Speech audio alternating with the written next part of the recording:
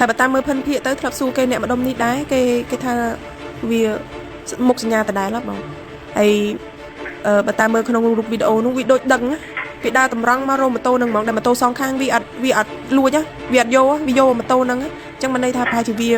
អ្នកនៅម្ដុំហ្នឹងហើយវាស្គាល់វាអីវាដឹងថាយើងអ្នកមកថ្មីអញ្ចឹងហ៎បងហើយមិត្តភក្តិខ្ញុំវាតាមឡើងមកតែខ្ញុំនៅនឹងវិញយូរដែរហើយអ្នកនៅម្ដុំនេះខ្ញុំសើបសួរគេតែគេថាដូចជាមុខសញ្ញាដដែលទេហើយគេថាម៉ូតូ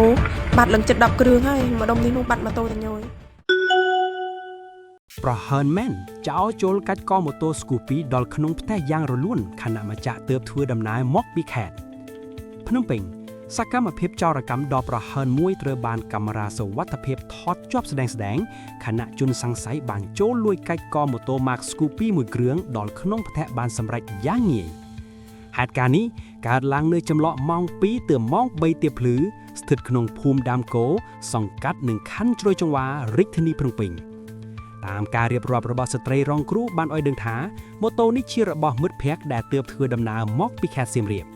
ទោះបីជាម៉ូតូបានចាក់សោកត្រឹមត្រូវយ៉ាងណាក៏ដោយតែដោយសារមានអ្នកចេញចូលភ្លេចចាក់សោទ្វាររបងខាងក្រៅទើបទៅដល់ឱកាសឲ្យចោរចូលអូសយកទៅបាត់អ្វីដែលគួរឲ្យកត់សម្គាល់តាមរយៈវីដេអូកាមេរ៉ាសុវត្ថិភាពជនសង្ស័យបានដើរតម្រង់ទៅយកតែម៉ូតូជនរងគ្រោះតែម្ដងដោយមិនខ្វល់ពីម៉ូតូផ្សេងឡើយដែលសង្ស័យថាជាមនុស្សស្គាល់ភូមិសាស្ត្រច្បាស់និងដឹងថាមានអ្នកមកថ្មី